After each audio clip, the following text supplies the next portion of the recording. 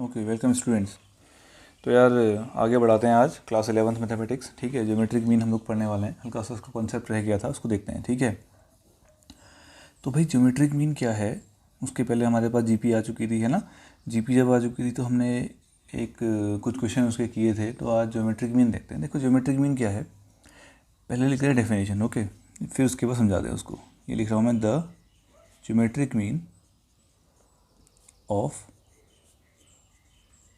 To numbers A and B. ठीक है, geometric mean of two numbers A and B is अ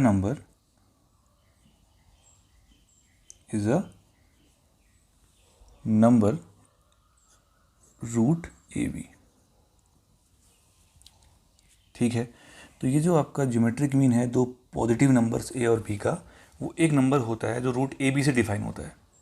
ठीक है, that is, मैं ऐसा बोल सकता हूँ, that is geometric mean equal to root A B. ठीक है, बताते हैं अभी क्या होता है, बात करते हैं अभी, चिंता मत करो। ठीक है, अब ये आपके पास ऐसा आया। ओके, अगर मैं कोई दो नंबर्स की बात करूं, मान लिया 2 और 8 है। ठीक है, 2 एंड 8 मेरे पास टू नंबर्स हैं, और टू नंबर्स समझने के लिए कर रहे हैं, है ना। टू नंबर्स, तो इनका ज्योमेट्रिक मीन जो होगा वो क्या होगा, वो होगा अंडर रूट ऑफ 2 8 जा 16, है ना। 2 एंड 8। ठीक है, 2 8 जा कितना हो जाएगा आपका 16, कितना आपका 4। इससे क्या निकलता है ना, इससे हम यहाँ पे क्यों पढ़ रहे हैं इसको, उसकी बात करते हैं ना। देखो, जो 2 और 4 का 8 का ज्योमेट्रिक मीन आपका 4 आया, तो इस तरह से आपके पास 3 नंबर होंगे, 2 8 और इसका ज्योमेट्रिक मीन आपका 4। ध्यान से देखो, ऑब्जर्व करो ये पैटर्न, ये जीपी है यार। ठीक है, ये जीपी है, देखो ये। ओके, तो यहाँ पे अगर मैं एक बात कहूँ कि भाई A B and C are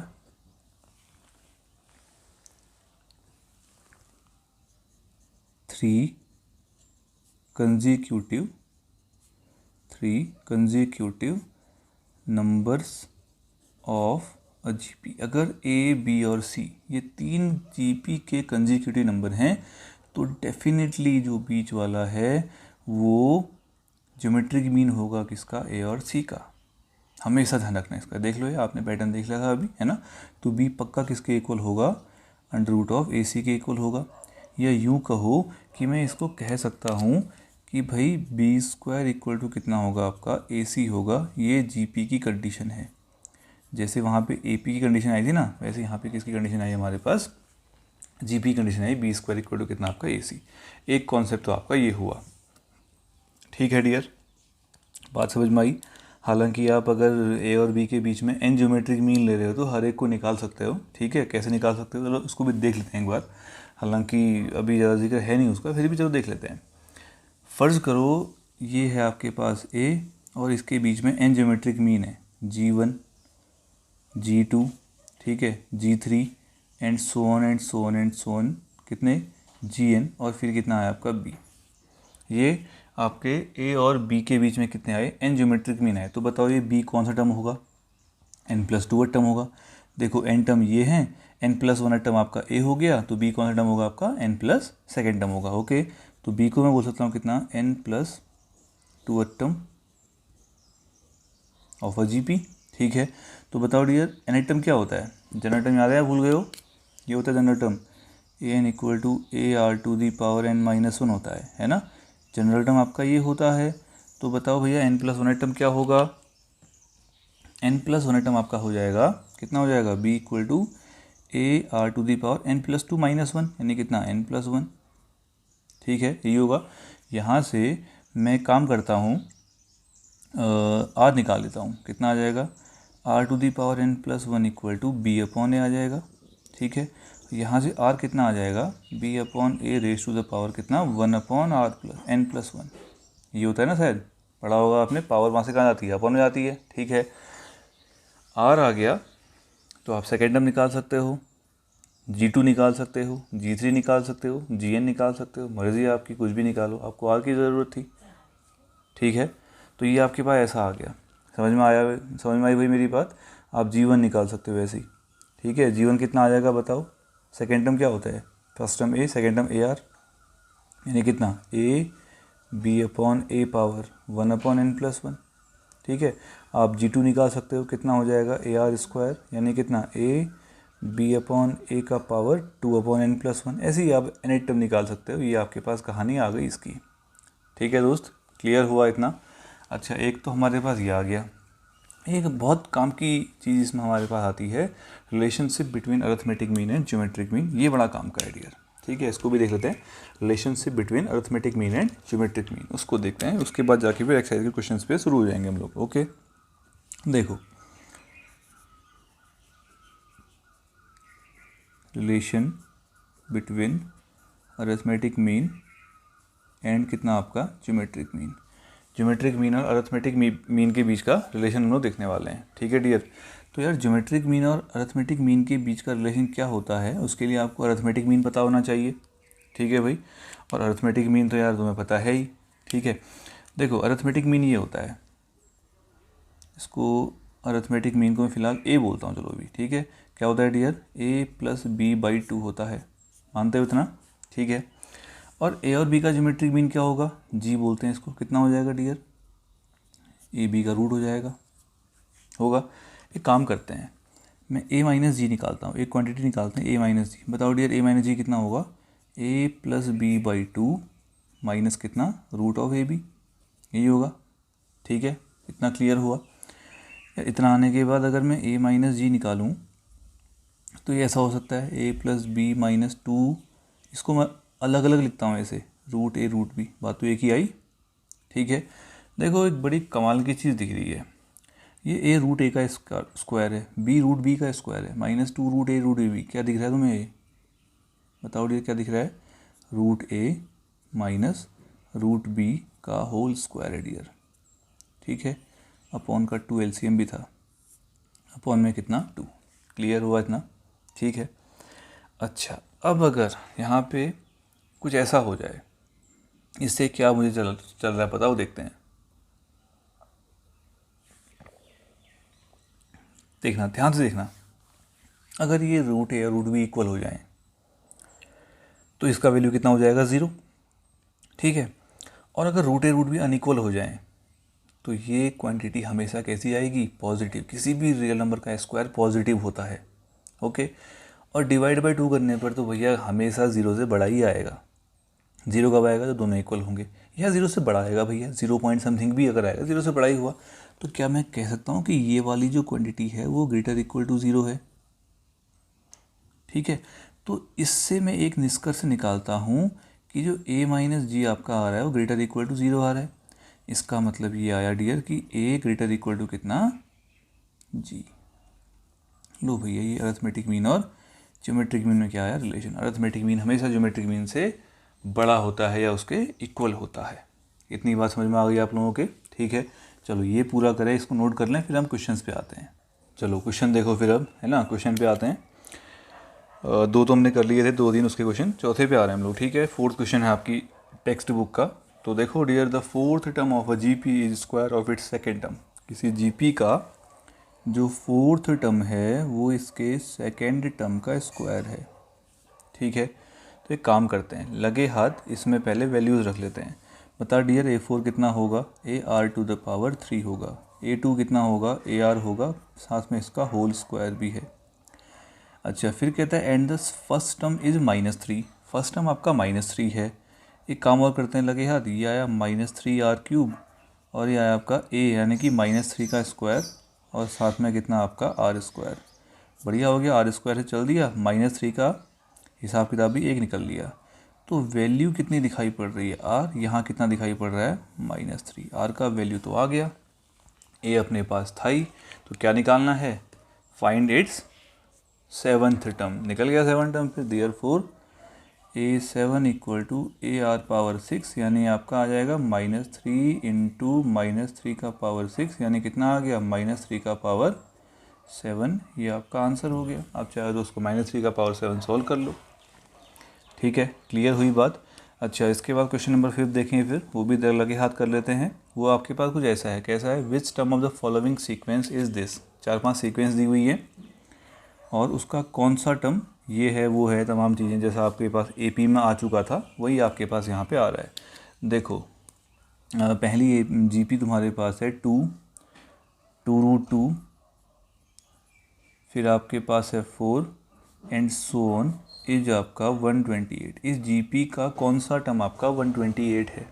ठीक है भैया, तो मान लेंगे nth टर्म आपका 128 है। Let nth term equal to कितना 128, यानी कि AR⁴ इक्वल टू कितना 128। इक्वेशन 1 हो गई। ठीक है, ए और आर का वैल्यू निकाल लेते हैं। ए कितना दिखाई पड़ रहा है आपको 2। ठीक है, आर कैसे आएगा, second time upon first term 2√2/2, यानी कितना आया √2। उठा के रख दो यहाँ पे को। ए का वैल्यू कितना है 2, आर का वैल्यू कितना है √2 का पावर कितना n-1 इक्वल टू कितना 128। ठीक है, 2 से तो कोई आपत्ति नहीं है ना। इंटू √2 कितना बोल सकते हो, 2 की पावर हाफ बोल सकते हो ना डियर। √2 का मतलब कितना होता है, पावर में हाफ जाता है, तो ये n-1 तो था ही, अपॉन में 2 चले जाएगा, इक्वल टू कितना आया 128 आएगा। ठीक है, बेस सेम होने पर पावर्स क्या होती हैं, प्लस होती हैं, तो मैं इसको लिख सकता हूँ कितना 2 पावर 1 + n-1/2 इक्वल टू कितना 128। ठीक है भैया, तो ये कितना मिल जाएगा तुम्हें, मिल जाएगा एलसीएम लेकर 2 1 2 में से बन गया 1 + n, यानी कि 2 की पावर n+1/2, ये पूरा अपॉन होगा, होल अपॉन है। ठीक है, इक्वल टू कितना 128 को मैं 2 की पावर 7 लिखता हूँ। ठीक है, बेस सेम होने पर पावर्स इक्वल होती हैं, तो क्या लिखोगे इसको बताओ। इसको मैं लिख सकता हूँ n+1/2 इक्वल टू कितना 7। यहाँ से n+1 कितना आ जाएगा आपके पास, 7 2 14, n कितना आ जाएगा तुम्हारे पास 13। तो 13 टर्म इस जीपी का कौन होगा 128 होगा। चलो अगला क्वेश्चन देखो। इसके बाद के 2 पार्ट तुम लोग करोगे। ठीक है, आप लोग खुद से ट्राई करें, उसको बेहतर होगा, आप लोग खुद सीखेंगे तो बढ़िया रहेगा। सेम चीज़ आपको है, डिफरेंट जीपी दी है तो उसमें आपको डिफरेंट नंबर्स मिलेंगे, बाकी कुछ नहीं करना है। फॉर्मूला सेम है, कंडीशन सेम है और आपको वैल्यू भी ऐसी ही मिलेगी। ओके, ट्राई करिएगा उसको। ठीक, अगला क्वेश्चन देखो। For what values of X the numbers this and this are in GP. X की कौन सी वैल्यू के लिए नंबर जीपी में है, तो 3 नंबर दिए तो सबसे बढ़िया जीपी की कंडीशन लगा लो। ओके, क्या लिखोगे -2/7 x और -7/2 आर इन जीपी इफ़। कब होगा भैया जीपी में, जब बीच वाला बाकी दो का ज्योमेट्रिक मीन होगा, यानी कि x² इक्वल टू कितना कह सकता हूँ -2/7 इंटू कितना आपका -7/2। ये चल दिया और ये चल दिया। ठीक है, तो यहाँ से आपको x² कितना मिल गया 1, इम्प्लाइज x कितना मिल गया +-1। लो भैया x का वैल्यू आ गया। x की 2 वैल्यू यानी कि +1 और -1 के लिए ये सीक्वेंस किस में आएगी, आपकी जीपी में आएगी। मेरी बात समझ में आ रही है। ठीक है, अगले क्वेश्चन पे आया जाए, इतना करो। अगला देखिए, अगला तो हमारे पास है सम निकालना है। ठीक है, ज्योमेट्रिक प्रोग्रेशन दिए है आपको कुछ एक, तो 7 से लेकर 10 क्वेश्चन तक आपने अलग अलग सीक्वेंसेस के लिए हिसाब से सम निकालना है। बड़ा आसान सा क्वेश्चन आपके पास आने वाला। चलिए देखिए, ये आपके पास आया कौन सा 7 क्वेश्चन। सम निकालना है अपने को जीपी का 0.015। ठीक है, फिर 0. कितना है भाई 0015, फिर आपके पास है अप टू सो ऑन कितना 20 टर्म्स तक आपने सम निकालना है। ठीक है डियर, तो देखो इसमें फर्स्ट टर्म तुम्हारे पास है a इक्वल टू कितना दिख रहा है 0.15 है ना। r कितना दिख रहा है, चलो second term upon first term कर लो 0.015 अपॉन में कितना 0.15 लिखो या 150 लिखो, देखो कैंसिल हो जाएगा ना, कितना आएगा 1/10 आएगा। ओके, r मिल गया। तो n कितना दिख रहा है 20 टर्म्स तक का सम निकालना है। तो भैया बताओ फॉर्मूला क्या होता है सम का, SN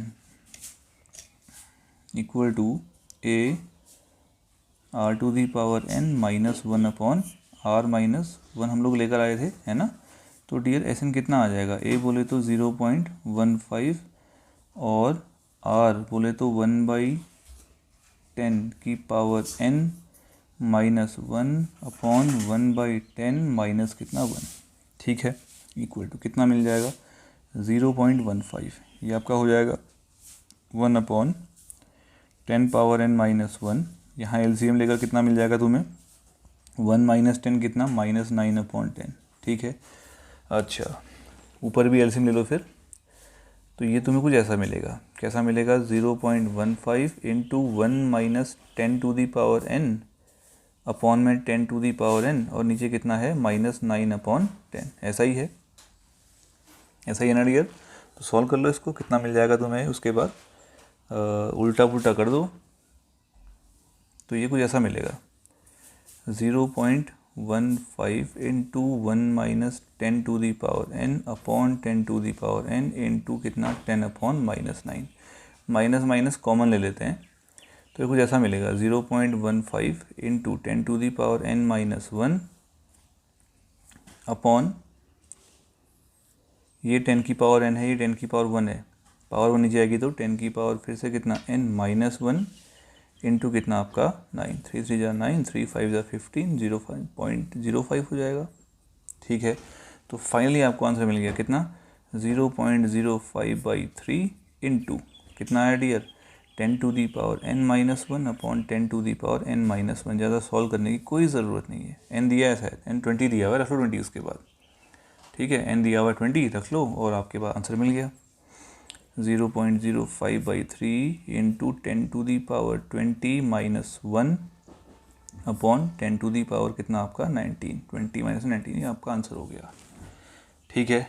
हो पाएगा इतना, तो इसके बाद के सम आप लोग ट्राई करेंगे, चलो एक आध और कर लेते हैं, फिर उसके बाद आप लोग खुद से करेंगे, ओके। 8th क्वेश्चन पे आते हैं, 8th वाला सम पे आता है। 8th वाला सम आपके पास है, क्या है, ये है ऐसा डियर, √7 √21 है ना, फिर 3√7, फिर उसके बाद चलते रहा अप टू n टर्म्स का सम निकालना है इसमें, ठीक है। ये भी आसान सा, सीधे लिखते हैं अब, SN = कितना हो जाएगा AR⁻n-1 अपॉन R-1, रख डालो वैल्यू, A बोले तो √7, R बोले तो कितना √21 अपॉन √7, देख लो R ऐसे निकालते हैं, √21 अपॉन √7, ठीक है। ये √3 बार कटेगा, क्लियर है, ध्यान रखना है इस बात का, 3 बार मत उड़ा के आना, वहाँ √3 बार कटेगा, ठीक है। तो R कितना है तुम्हारे पास √3 की पावर n-1 अपॉन R, √3 - 1, छोड़ दो, इतना आंसर है, बाकी कुछ काम करना ही नहीं है, जितना हो सके उतना सॉल्व करो, जितना नहीं होता है सॉल्व, उतना कोई ज़रूरत नहीं है ज़्यादा हीरो बनने की, ठीक है डियर। अच्छा ये आपका आ जाएगा, ओके। इसके बाद 9th और 10th आप लोग खुद से करेंगे, ये तो आसान है, आप तो बहुत ही ईजी सा है, पिद्दी सा, तो ये आपके पास हो गया, ठीक है। इतना आप लोग आज करें, उसके बाद के बाकी जो क्वेश्चंस हम लोग हैं वो अपने अगले वीडियो में करेंगे, ठीक है। इतना अच्छे से कर लीजिए, तो कोई बात नहीं, थोड़ा कम सीखो लेकिन बेहतर सीखो उसको, ओके। जल्दी मिलते हैं डियर, बाय।